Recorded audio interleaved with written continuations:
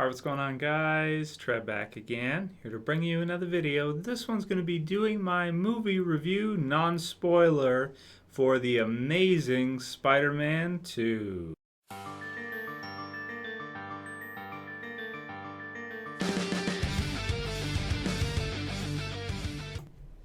Alright, good stuff. So don't worry, I won't get into any details about the plot, but I'll just say the overall plot of the movie is really, really good. Be careful for spoilers about this one because there's some heavy stuff that happens in it, and I think it's really different from the other Tobey Maguire, Sam Raimi Spider-Man movies. So I think it's refreshing. I mean, I didn't have very high hopes for this one. Personally, I didn't think it was going to be all that great because we've had a lot of Spider-Man movies. We've had four now, within the last, 15 years, 10 years, however long whenever the Sam Raimi Trilogy started. Wow, that was a while ago, actually. But anyway, we've had a lot of Spider-Man movies. This will be the fifth one that we've had, and it's kind of one of those I think people might get burned out on it eventually. Me personally, I wasn't looking forward to this one all that much. I didn't have that high hopes for it. I didn't think it was going to be that incredible or that great or anything of the sort. I saw the first one and I did like it a lot. I thought it was really good. I thought it was probably on par with maybe Spider-Man 2 from the Raimi trilogy from Tobey Maguire Spider-Man with Doc Ock, of course, was great. Probably better than, the third Spider-Man movie from that trilogy wasn't very good. The first one was pretty good, but I think The Amazing Spider-Man was probably better, I'd say. Just kind of an upgrade. I like how the new trilogy or the new series of movies, because I guess it's supposed to be more than a trilogy now. When it was first announced, it was supposed to be a trilogy, but now I guess it's more. But anyway, I really like how serious it takes itself, even though it's Spider-Man. I mean, you have kind of the fun Spider-Man comedy mixed in there as well, too. You sort of have some examples of how he inspires people within the city. You've got a kid that even dresses up in a Spider-Man costume in this one. Different little things like that are really nice touches. And you have that, but you also have the very serious side to Spider-Man and kind of like a new badass generation Spider-Man. Whereas Tobey Maguire, no dancing around or anything silly like that. Andrew Garfield Spider-Man is he's pretty serious when he needs to be. He can kind of joke around and have fun too at the same time when he's fighting crime and all that. And then he also has the love parts, of course, with Emma Stone's character Gwen Stacy, who is handled really well, just like in the first one.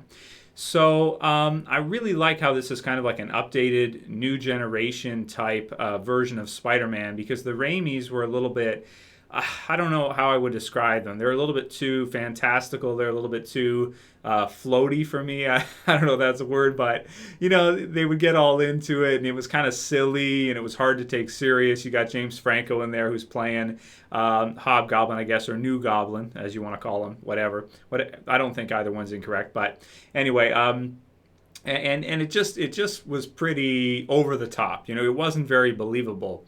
This one, I mean, yes, it's Spider-Man 2, so can you say that Spider-Man can ever be believable? Well, I don't know, but to me it feels more on point. It feels more like it's kind of more honest to what Spider-Man's life would actually be like, and it's more believable. It doesn't feel as dramatized, I guess is what I'm saying. So I really like the new Spider-Man movies a lot. In this one, Andrew Garfield's Spider-Man really swayed me to his side. I did a video comparing him and Tobey Maguire, which one I like better, which Spider-Man I like better, and after seeing this one, I may have to redo the video because I did say in that one that I kind of preferred Tobey's Spider-Man, and after seeing a couple movies with Andrew Garfield's now, I don't know, man. I mean, this was really, really solid. His acting in this was really awesome.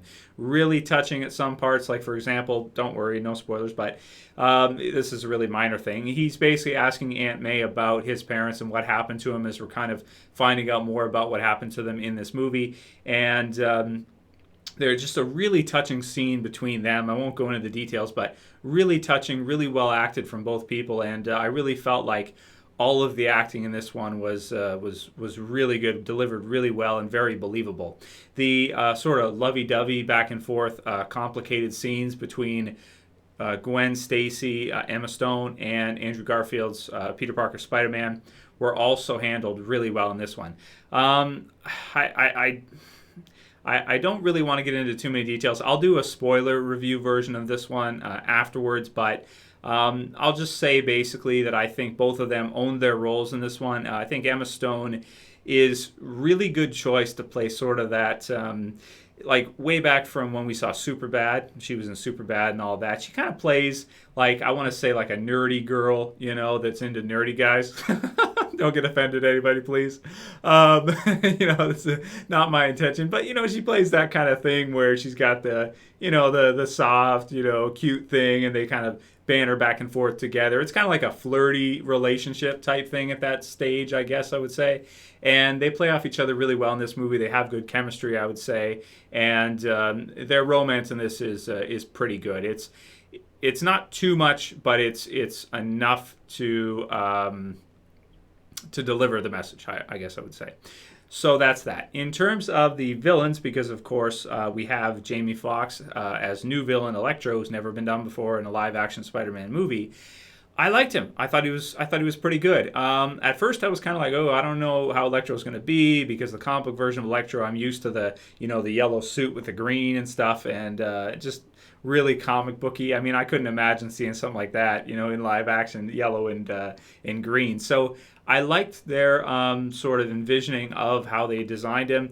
I liked his character before he turns into Electro in the movie. Thought he was really good. And, Jamie Foxx is a fantastic actor, so I liked it quite a bit. He looked really cool. And I guess his motivations and everything for the character, for the actor, they made sense, and he delivered he did his part well. We also have, of course, the kid from Chronicle. I could look up his name, but I don't have it handy. Playing Harry Osborn, also kind of like New Goblin, Green Goblin, I guess. A lot more believable than James Franco's, I'd have to say. Pineapple Express, New Goblin. I don't know. I don't know about that casting call, but definitely I would say that the kid from Chronicle, man, he plays a really good bad guy. Like a really just messed up, intimidating, twisted little dude. He was also in The Place Beyond the Pines as well too, and he was fantastic in that as well too. The kid's a great actor. He really plays a good villain, and he was really good in this one as well too.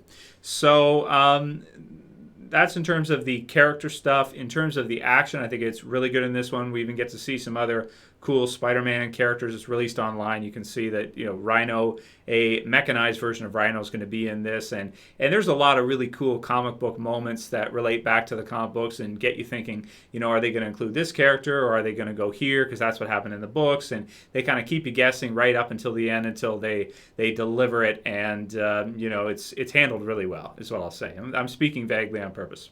Okay. So the action's great. The CG looks good in this one. The 3D, there's some really good slow motion 3D. At first I was like, I don't know how I feel about the slow motion. It's a little weird. I'm not really used to that too much. But by the end of the movie, you really get used to it, and you kind of understand, as some of the scenes go through to the final climax battle, why they use the slow motion. And I think with a villain like Electro, it's kind of necessary, because he's throwing these electric bolts all over the place at Spider-Man. He's got to evade them and everything.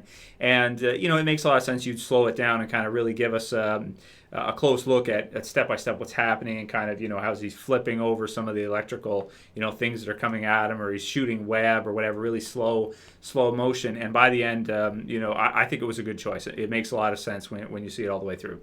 So that's in terms of the action. Like I said, the plot is great. In addition to that, I think the sound is pretty good. Overall, it's a really great Spider-Man movie. I would say, if you were kind of on the fence about it, if you were sort of like, I don't know if I'm going to like it, I don't know if I should check it out, I would definitely say check it out. I would say it's definitely worth it. And if you've seen the others, you should watch it, I think, if you're a fan of Spider-Man. If you've had enough of the Spider-Man movies, if you're just like, I've seen enough of them, I don't want to watch anymore, I don't want to try to persuade you, but I would say give this one a shot. Just do it on my recommendation. I won't mislead you. Give this one a shot. It's not that forgettable, I'd say.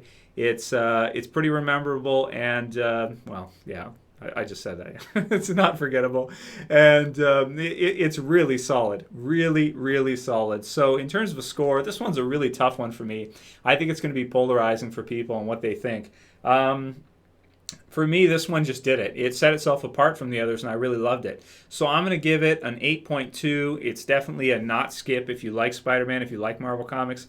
Definitely check it out, and so far it's my favorite comic book movie of the year. Yes, I do like it more than The Winter Soldier, which is strange because I'm a bigger fan of the Captain America comic books than I am the Spider-Man comic books, and I actually liked the Amazing Spider-Man 2 more than Captain America 2, The Winter Soldier. So that was strange. But that goes to show each movie is its own thing, and you may be the opposite. But for me personally, I really liked what they did with this one. Thought it was great. The villains were good, the actors were great, and it's really nice to see kind of like a serious take on Spider-Man, because we had the over dramatized and silly version that was Tobey Maguire's Sam Raimi Spider-Man. So it's nice that this one's really set itself apart. So I'll give more thoughts in a spoiler version. If you guys are new to the channel, if you haven't checked it out, feel free to subscribe or just go to the channel and check out the videos. Just search up Spider-Man on the channel. You see lots of stuff on it that I've done over the years. The comparison, Tobey versus Andrew, which I got to probably redo now.